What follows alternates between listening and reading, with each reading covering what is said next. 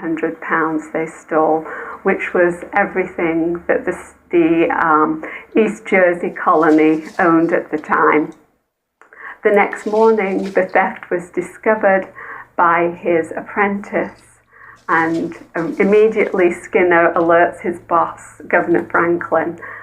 Franklin then issues this proclamation, this broadside, offering a reward of £50 for any information leading to the capture and the return of the money. And then down here, Skinner offers £100 of his own money in addition to the £50. William Franklin also talks at that time to the Attorney General, the Council, and the Chief Justice, who decided that there has to be an immediate detailed inquiry into what happened. So Skinner, within 3 days, Skinner and the apprentice come down and testify in front of the council. And they're closely questioned.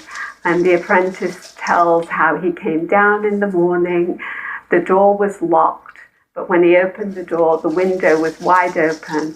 The room had been ransacked.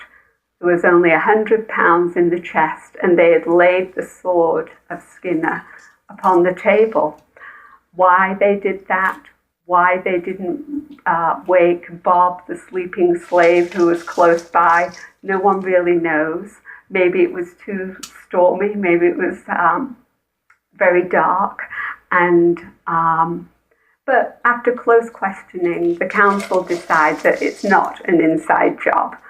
But they say that Skinner has not exercised due and close care of the money, and they order him to repay it.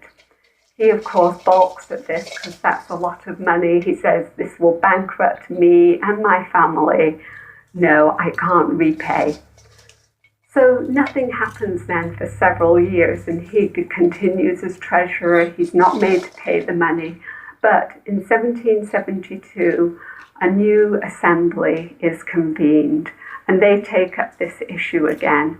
And this is where we really start to see the change from the colonial mentality to the revolutionary mentality.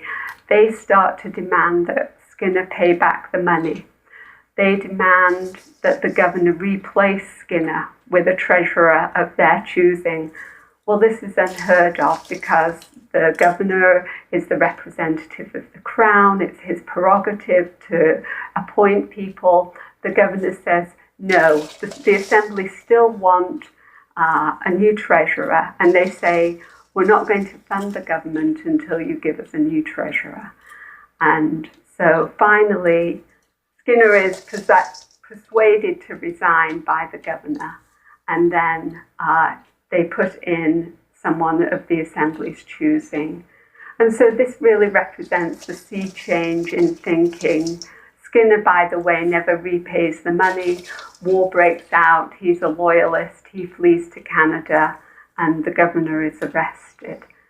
But I think there are two things for this story. It illustrates really the change in thinking, but also if you know anything about politics in New Jersey and how we never have any money, sometimes I think, well, things could be worse. we could have lost everything.